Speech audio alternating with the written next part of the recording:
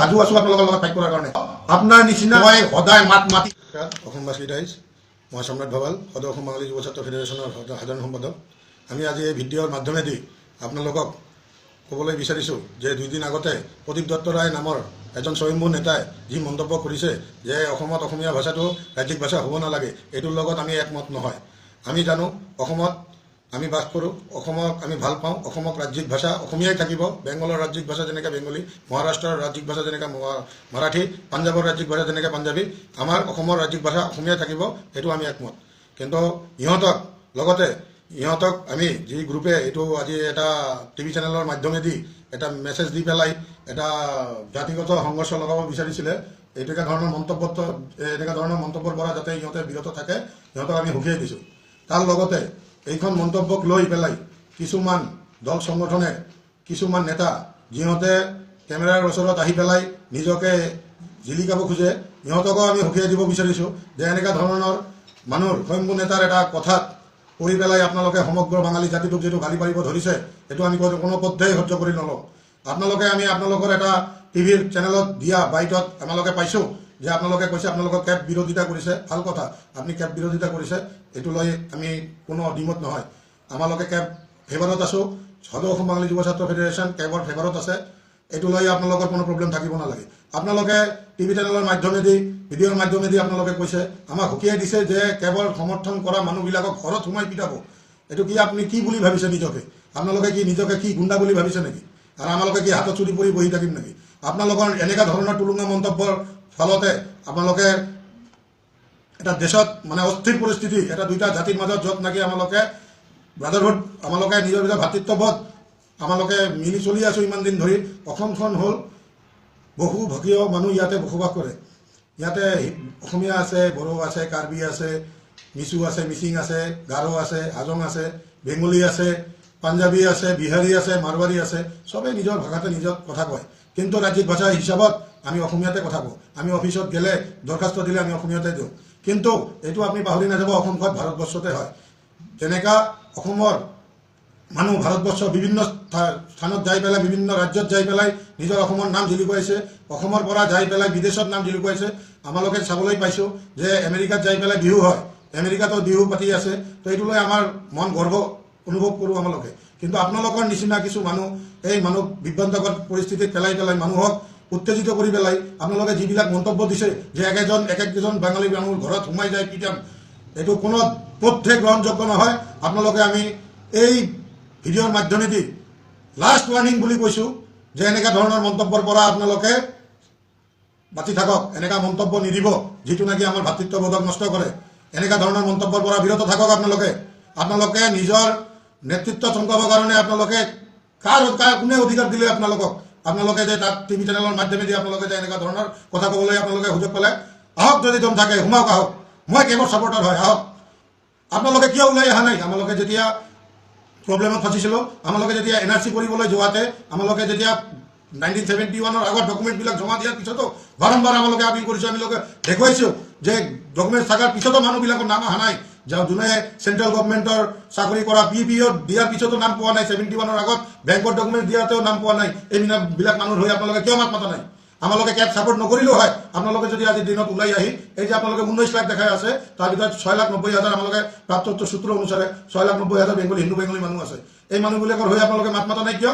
হিন্দু বেংগলী বুলি কথা নাই, হিন্দুই হওক, মুছলমানেই হওক, খ্ৰীষ্টান হওক, যিয়ে জাতিৰ হওক কিয়? আপোনালোকে যদি ডকুমেণ্টছ আছে 1971 আগত যিমান ডকুমেণ্টছ আছে এই মানুহবিলাকৰ হৈ আপোনালোকে মাত মাতা নাই কিয়? আপোনালোকতো আমি কোনোদিন কোৱা নাই যে অসমত যে ইমান ফ্লাইট গ'ল হেংগল মই দিছোঁ, আমালোকে দিছোঁ, মানুহে ৰাইজে আমাক হেল্প কৰিছে। আমালোকে জাতি ধৰ্ম বৰ্ণ নিৰ্বিশেষে আমালোকে মানুহৰ ঘৰত যাই পেলাই আমালোকে ফ্লাড ৰিলিফ দিছোঁ। আমালোকে ঠাণ্ডাৰ দিনত যোৱা 5 বছৰ ধৰি আমালোকে কম্বল বিলাই আছোঁ। আপোনালোকতো এইবিলাকত পোৱা নাই। আপোনাক মই হুকিয়াই দিছোঁ। কিছুদিন আগতে আমি পাইছোঁ আপোনালোকে বাংলা লিপিত আপোনালোকে ৰাস্তাত লৈ পেলাই নিজৰ ভৰিৰে তাতে কুচকি আপোনালোকে ইহঁতে জ্বলাইছিল জুইয়েদি। এইবিলাক আমি সহ্য নকৰোঁ। আপোনালোকৰ কিবা প্ৰব্লেম আছে, আপোনালোকে গণতান্ত্ৰিক পদ্ধতিৰে আপোনালোকে কিবা কমপ্লেইন আছে, আপোনালোকে কোম্পানীৰ লগত বহি পেলাই আপোনালোকে এইটো ডিছকাছ কৰিব লাগিছিল। ইহঁতক হুকিয়াই দিব লাগিছিল যে আমাৰ অসমত আপোনালোকে অসমীয়া বেনাৰ দিব। আপোনালোকে বেংগলী লেংগুৱেজ পুৰা, বেংগলী লিপি পুৰাৰ আপোনাক কোনো অধিকাৰ দিয়া নাই। আপুনি যে ভাবি আছে যে 10-20 মান ল'ৰা লৈ পেলাই হাতত জুৰি লৈ সমদল আপোনালোকে কেব পচন্দ নকৰে, মষ্ট ৱেলকাম, ভাল কথা। আপোনালোকে কেব পচন্দ নকৰে, তো তাৰ বিনিময়ত আপোনালোকে কিয় দিয়া নাই এই মানুহবিলাকৰ পিছত? যেতিয়া ইমানো প্ৰব্লেম আছিল, যেতিয়া এই মানুহবিলাকৰ এগেইনষ্টত 5 লক্ষ কমপ্লেইন কৰিছিল, কিন্তু একজনো কমপ্লেইনাৰ যাই হাজিৰ হোৱা নাই। কিয় আপোনালোকৰ দম হোৱা নাই তাতে যাই পেলাই কমপ্লেইনটো চাবা দেখাৰ কাৰণে? আপোনালোকে কোটি কোটি মানুহ কৈছিলে যে 1 কোটি 1.5 কোটি থিয় হৈ আছে, আহি যাব, 1 কোটিৰ ওপৰত মানুহ আছে। ক'ত? 19.5 লাখ মানুহ ওলাইছে মাত্ৰ, তাৰো ভিতৰতে অসমীয়া, বড়ো, ৰাজবংশী, ৰাভা মানুহ আছে। আপোনালোকে কিমানজন মানুহক হেল্প কৰিছে? কিমানজন মানুহৰ হৈ আপোনালোকে হেল্প কৰিছে? আজি 1951 ডকুমেণ্টছ থকাৰ পিছতো আলোৰাণী দে, অভয়পুৰীৰ ইহঁতক জেলত ভৰাই থৈছে। এনেকুৱা ধৰণৰ ডকুমেণ্টছ থকা বহুত মানুহ। কিয়? ইহঁতৰ দোষটো কি? ইহঁতে টাইমতে কোৰ্টে যোৱা নাই। কিয় যোৱা নাই? কোনো এডভকেটে মিছগাইড কৰিছে। ইহঁতে পঢ়া শুনা নাজানে, নোটিছ ৰিচিভ কৰি পেলাই ইহঁতে হয়তো বুজা নাই এইটো মৰ্মটো, এইটো ইহঁতক এক্সপাৰ্টি কৰি পেলাই ইহঁতক কোৰ্টত সোমাই ইহঁতক জেলত ভৰাই থৈ দিছে। আপোনালোকে এইটো লৈ কোনোদিন মাত মাতিছে যে ডকুমেণ্ট থকা স্বত্বেও যিবিলাক মানুহ জেলত ভৰাই থৈছে ডিটেনশ্যন কেম্পৰ নামত, যি মানুহবিলাকক এই জেলত ভৰাই থৈছে, এই মানুহবিলাকক ওলাব লাগে? আপোনালোকে একবাৰ মাত মাতিছে? আপোনালোকে অসমৰ গৰাখহনীয়াৰ নিয়াৰ কাৰণে কোনোদিন মাত মাতিছে? খালি টিভিত চিঞৰি থাকিলে নহ'ব। আপোনালোকে এই নিম্নস্তৰীয় ৰাজনীতিৰ পৰা বিৰত থাকক। আপোনালোকে কোন মন্ত্ৰীক গালি পাৰে, কি পাৰে, এইটো লৈ আমালোকৰ চাবলগীয়া একো নহয়। কিন্তু আপোনাক আমি লাষ্ট ৱাৰ্ণিং দি আছো যে আপোনালোকে এনেকুৱা ধৰণৰ টুলুঙা মন্তব্য কৰি অসমীয়া আৰু বাঙালী জাতিৰ মাজত ভাতৃত্ববোধ নষ্ট কৰাৰ চেষ্টা নকৰিব। অন্যথা আমি গণতান্ত্ৰিক প্ৰতিৰোধে আমাকে আপোনালোকৰ এগেইনষ্টত কেছ কৰিম, লগতে লাগিলে পৰে আপোনালোকৰ সাজু আছো আপোনালোকৰ লগত ফাইট কৰাৰ কাৰণে। আপোনালোক মানে অসমীয়া জাতি নহয়, আপোনাৰ নিচিনা জাতিৰ কুলংগ, আপোনাৰ নিচিনা জাতিদ্ৰোহী, আপোনাৰ নিচিনা চিফ পলিটিচিয়ানৰ এগেইনষ্টত আমি লৰাই কৰিম। আমি কোনো পথে বেংগলী আৰু অসমীয়া জাতিৰ মাজতে বিভ্ৰান্ত সৃষ্টি কৰিবলৈ নিদিওঁ। আপোনালোকৰ চিফ পলিটিক্স, আপোনালোকৰ লেটাৰ ৰাজনীতি, এইবিলাকৰ পৰা আমি যাতে মানুহৰ কোনো ক্ষতি নহয়, এইটো হৈ মই সদায় মাত মাতি যাম। সদৌ অসম বাঙালী যুৱ ছাত্ৰ ফেডাৰেশ্যন এইটো লৈ আপোনালোকক এই বুঢ়া আঙুলি দেখুৱাইছে, এইটোও আমি ভয় নকৰোঁ। বাছ এইটোও ক'লো, লাষ্ট ৱাৰ্ণিং। ভালকৈ থাকক, ৰাজনীতি কৰক। আপোনালোকে কেব ভাল নাপায় নহয়, আপোনালোকে এগেইনষ্ট কৰিছে, ভাল কথা। আমালোকে ফেভাৰ কৰিছোঁ, নকৰা নাই। আপোনালোকে কোন হয় মোৰ ঘৰ, আমাৰ ঘৰত সোমাই পেলাই বাঙালী জাতিক মাৰিব? আমালোকে 2টা সংগঠন পালোঁ এইটো লৈ পেলাই, কৃষক মুক্তি আৰু এটা হ'ল ৰাজিত সেনা। কি ইহঁতৰ ইমান দম্বালি? আৰু আজি আপোনালোকে এই ভিডিঅ'ৰ মাধ্যমেদি আমি আজি অসমৰ মুখ্যমন্ত্ৰী, অসমৰ ডিজিপিক আমি ক'বলৈ বিচাৰিছোঁ, বা অসমৰ আমাৰ মানে ডিষ্ট্ৰিক্টবিলাকৰ SP মহোদয়ক আমি ক'বলৈ বিচাৰিছোঁ যে বেলেগ টাইমত আপোনালোকেতো সুমোটো কেছ ৰেজিষ্টাৰ কৰে, কিয় আপোনালোকে এতিয়ালৈকে বাট চাই আছে? এনেকুৱা ধৰণৰ জাং দং ওলা নাই, ল'লে পৰা ৰক্ষা নাই, জাং দং আছে, লাগিলে ঘৰত আহি কাটিম, এনেকুৱা ধৰণৰ মন্তব্য কৰাৰ পিছত ইহঁতক কিয় এতিয়ালৈকে গ্ৰেপ্তাৰ কৰা নাই? আপোনালোকৰ কিয় অপেক্ষা কৰি আছে? আপোনালোকে কি চাই আছে যে কিবা এটা ঘটনা হওক, অসমীয়া আৰু বাঙালীৰ মানুহৰ মাজতে এটা কিবা কাজিয়া হওক? আপোনালোকে এইটোৱে বিচাৰি আছে নেকি? প্ৰশাসনকো আমি হকিয়াই দিছোঁ যে এনেকুৱা ধৰণৰ যোনেই হওক, সি অসমীয়া হওক, বেংগলী হওক, যোনেই হওক, এনেকুৱা ধৰণৰ মন্তব্য যদি কৰে সিহঁতক অনতিপলমে আপোনালোকে সুমোটো কেছ ৰেজিষ্টাৰ কৰি পেলাই, এইটো আপোনালোকৰ এটা পাৱাৰ আছে, সুমোটো কেছ ৰেজিষ্টাৰ কৰি পেলাই প্ৰাপ্য যিমানখিনি আপোনালোকে নথি আছে এইটো লৈ পেলাই, যিমান ডকুমেণ্ট ভিডিঅ' যিমান আছে এইবিলাক লৈ পেলাই আপোনালোকে ইহঁতক জেলত ভৰাব লাগে, যাতে ইহঁতে এটা এইটোৰ পৰা শিক্ষা লয়।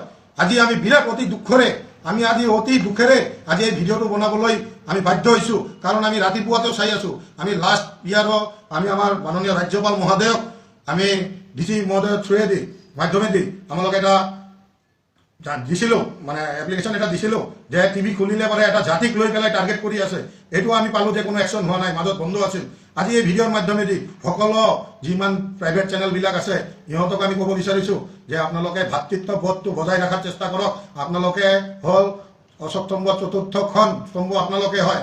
তো আপোনালোকে যদি এনেকুৱা ধৰণৰ নিউজ পৰিৱেশিত কৰে, আপোনালোকে যদি এনেকুৱা ধৰণৰ নিউজ যদি দেখুৱায়, মানুহবিলাকৰ ভিতৰত বিদ্বেষ খং যদি উঠে মানুহবিলাকৰ ভিতৰত, আপোনালোকে যদি এইটো কি ধৰণৰ আপোনালোকৰ মানুহ, আপোনালোকেতো আমি বুজি পোৱা নাই। আপোনালোকে ক'ত আৰু এইবিলাকৰ পৰা বিৰত থকাৰ কথা ক'ব?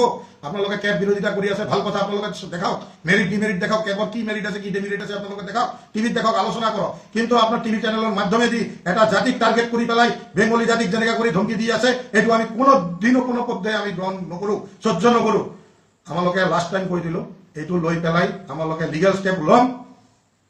আর আপনি যদি এই লিগাল স্টেপৰ পৰা বাচিব খোজে, এনেকুৱা ধৰণৰ টুলুঙা মন্তব্য কৰাৰ পৰা বিৰত থাকক।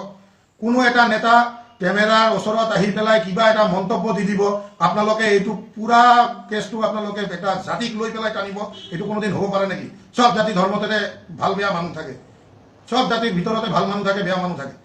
আমালোকে সভ্য মানুহ, আমালোকে আজিকালি লাইট আছে, TV আছে, ঘৰে ঘৰে চবেই চাই আছে। আমালোকে যদি এইবিলাক আজি সবাৰ হাততে এটা স্মাৰ্টফোন আছে, আমি যদি এনেকুৱা ধৰণৰ মন্তব্য কৰোঁ, আপোনালোকে ভাবিছে নেকি এইখন ভাল হ'ব বস্তুটা? আমাৰ আগন্তুক দিনৰ ভাতৃত্ববোধ নষ্ট হ'ব না? এইবিলাক লৈ চিন্তা কৰক, অলপ গিয়াৰত কাম নকৰিব, ভালকৈ কৰক। আহক আমালোকে মিলি জুলি আমাৰ অসমখন আমালোকে সোণৰ অসম গঢ়ি তোলোঁ। নমস্কাৰ।